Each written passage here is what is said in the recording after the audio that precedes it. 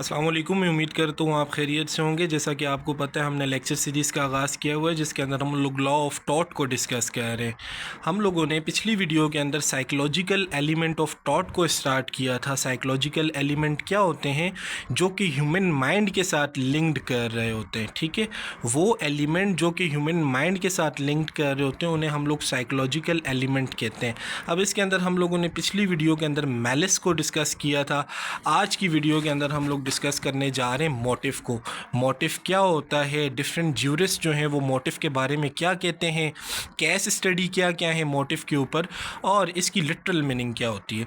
सो motive को हम लोग आम और सलीस ज़बान के अंदर कहते हैं पोशीदा इरादा किसी भी काम को करने का, मकसद या वजह या गर्ज़। ठीक है, किस वजह से, किस गर्ज़ से, किस पोशीदा इरादे की वजह से आप कोई भी एक्टिविटी परफॉर्म कर रहे हैं। ठीक है, सो मीनिंग अगर हम लोग मोटिव की देखें तो हम लोग कहते हैं a reason of doing something. किसी भी काम को करने का किसी भी काम को करने की जो वजह है उसे हम लोग मोटिव कहते हैं। सो इसकी जो डेफिनेशन है मोटिव की, इसको मुख्तलिफ ज्यूरिस्ट ने डिफ़ाइन किया है as per their own understanding. सबसे पहले हम लोग स्टीफ़न की देखते हैं। स्टीफ़न स्कूल ऑफ थॉट ने किस तरीके से मोटिव को डिफ़ाइन किया है। स्टीफ़न कहते हैं कि motive is a feeling of achievement towards goals to satisfy some individual need. Stephen कहते हैं कि मोटिव जो है ये एक फीलिंग है कि आपका कोई भी एक मकसद है, ठीक है, उसे आपने अचीव करना है, हासिल करना है, जिसके नतीजे में आपकी जो नीड है वो सेटिस्फाई हो जाए, तो वो मोटिव है। ठीक है, इसी तरीके से जो सर सालमन हैं उन्होंने भी मोटिव को डिफ़ाइन किया है। सर सालमन क्या कहते हैं? कहते हैं कि it is an ulterior intent in performance of an any act. कहते हैं कि ये किसी भी काम को करने का पोशीदा मकसद है। अल्टीरियर इंटेंट है, पोशीदा मकसद है। आप जो भी काम परफॉर्म कर रहे होते हैं उसके अंदर एक मकसद होता है, उस गर्ज़ की वजह से ही आप कोई भी एक्टिविटी परफॉर्म कर रहे होते हैं। ठीक है, तो उसे हम लोग मोटिव कहते हैं। अब आम तौर पर आप कोई भी एक्टिविटी परफॉर्म कर रहे होते हैं, वो दो किस्म की एक्टिविटीज़ हो सकती हैं। या वो गुड एक्टिविटी हो सकती है या फिर वो बैड एक्टिविटी हो सकती है। आए देखते हैं कि गुड एक्टिविटी और बैड एक्टिविटी को लॉ ऑफ टॉट किस तरीके से देखता है। तो कहता है a good motive may be a bad motive and a bad motive may be a good motive. क्या मतलब है इसका? इसका मतलब ये है कि आपका जो गुड मोटिव है वो बैड मोटिव भी हो सकता है और बैड मोटिव जो है वो गुड मोटिव भी हो सकता है। इसकी एक एग्जांपल हम लोग देखते हैं। ऐसा है कि एक शख्स ऐसा है जो कि सोसाइटी के अंदर क्राइम कमिट करता है। ठीक है, उसका मकसद क्या है कि क्राइम करना, स्नैचिंग करना, पैसे जो हैं खींचना लोगों से।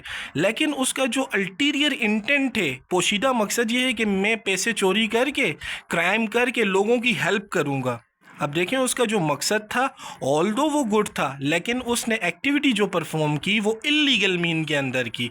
तो इस वजह से उसे कोर्ट ऑफ लॉ के अंदर हेल्ड किया जाएगा और जिस बंदे का राइट इन्फ्रिंज होगा वायलेटर का, वो उसके अगेंस्ट रेमेडी क्लेम कर सकता है in the form of monetary as a compensation before a court of law.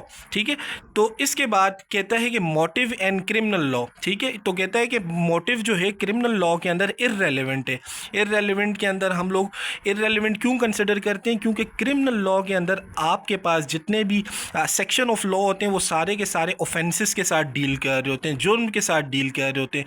कोई भी उसके अंदर अच्छाई तो हो रही नहीं होती। ठीक है, सारी इल्लीगल मीन्स उसके अंदर एडॉप्ट की जाती हैं, जिस वजह से जो मोटिव होता है क्रिमिनल लॉ के अंदर कंसिडर नहीं किया जाता।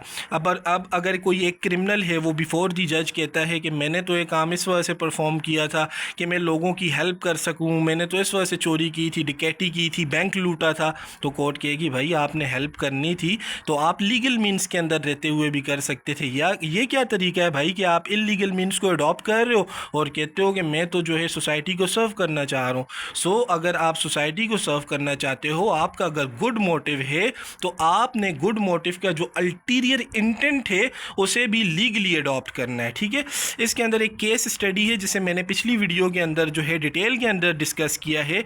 इंग्लैंड का केस है क्विन वर्सेस लिथम। अगर आपने वो वीडियो नहीं देखी तो मैं उसका जो लिंक है अटैच कर दूंगा, आप वो वीडियो देख सकते हैं।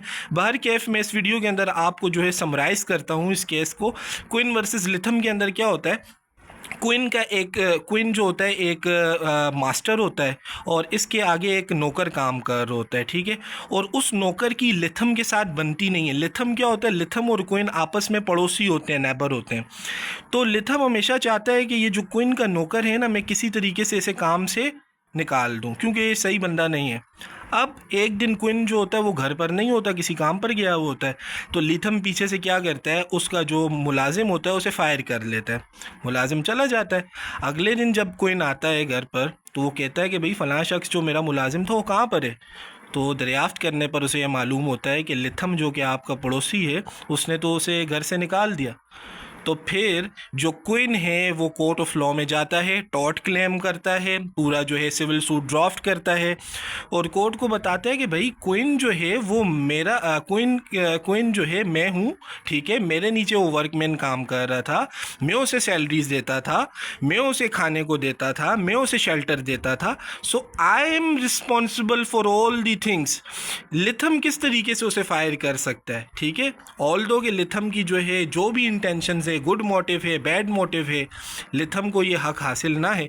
तो इस वजह से कोर्ट के अंदर वो जो है बाज़ अदालत को बताता है कि मैं जो हूँ लीगली इंटाइटल्ड है इस केस के अंदर, लिहाजा जो मेरा मुलाजिम है उसे भी जो है बहाल किया जाए और मुझे रेमेडी दी जाए, मुझे कंपनसेशन दी जाए, ताकि ये जो लिथम है वो नेक्स्ट टाइम मेरे किसी भी पर्सनल मैटर के अंदर जो है इंटरफेरेंस ना करे, ठीक है। अगर आपको डिटेल इस पर केस स्टडी देखनी है तो आप मेरी रिसेंट वीडियो को देख सकते हैं। मैं उम्मीद करता हूँ आपको ये वीडियो पसंद आई होगी। नेक्स्ट वीडियो के अंदर हम लोग जो है इंटेंशन को डिस्कस करेंगे। इंटेंशन क्या होती है? अभी तक हम लोगों ने मैलिस को डिस्कस कर लिया, मोटिव को डिस्कस कर लिया, फिर इसके बाद आखिर में हम लोग कंपैरिजन देखेंगे कि मोटिव, इंटेंशन और मैलिस के अंदर कंपैरिजन क्या होता है। मैं उम्मीद करता हूँ आपको ये लेक्चर सीरीज़ पसंद आ रही होगी। अपना बहुत ज़्यादा ख्याल रखिएगा। I wish you good luck.